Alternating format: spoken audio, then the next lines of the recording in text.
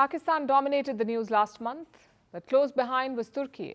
Indians were fuming at their support for Islamabad. Many travelers decided to ditch their plans for Turkiye. They wanted to boycott the country. Unfortunately, boycott is not a national strategy. It must go beyond that. And looks like New Delhi realizes this. Reports say Prime Minister Narendra Modi is all set to visit Cyprus next month. He's going to Canada, or later this month, in fact. He's going to Canada for the G7 summit, and he will make a stop in Cyprus on the way there. But what does Turkey have to do with that? How does it affect them? Let's pull up the map first. Cyprus is an island in the eastern Mediterranean Sea. It is located just south of Turkey. This island has two main ethnic groups, Greek Cypriots and Turkish Cypriots, people of Cyprus of Greek and Turkish descent. Which brings us to history.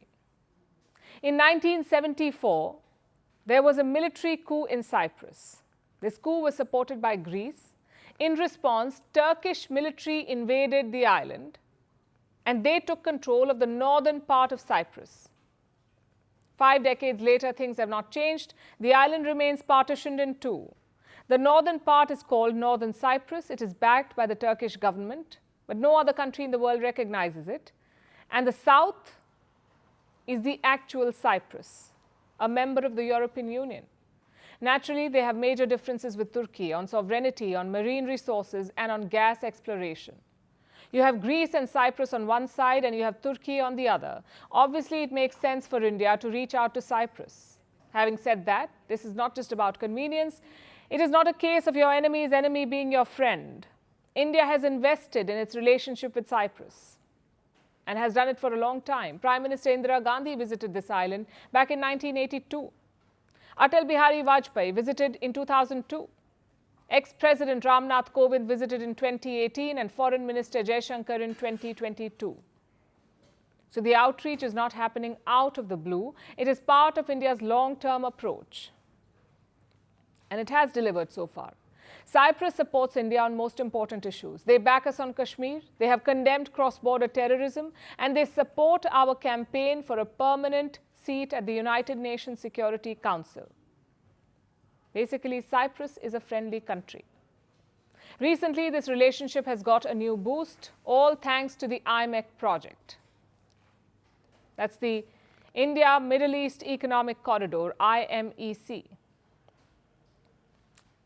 It basically connects India to Europe via West Asia. And guess what falls in the middle of this route? Cyprus. They could get millions of dollars in investment and loans, which is why this relationship is a win-win. The question is, what more can India do, especially when it comes to pressuring Erdogan? Well, weapons is one option. Cyprus is hoping to spend 2% of its GDP on defense. Unlike other European countries, they don't have a bloated budget. So India's affordable weapons could be attractive. In fact, both sides signed a military cooperation deal in 2022. Let's see if Prime Minister Modi will build on that. And why just Cyprus? India could also try to sell weapons to Greece. Reports say Athens is interested in the BrahMos missiles. Let's see if it leads to something concrete. Either way, these moves confirm a crucial thing, that India is being proactive. It has realized the extent of the Turkish threat, which is, by the way, not limited to Pakistan. Turkey is also selling weapons to Bangladesh and to the Maldives. Their President Erdogan is a master of geopolitical chess. He never fights in the open. He lurks and operates in the shadows, backing enemies, proxies, and radicals. It's time India gave him a taste of his own medicine.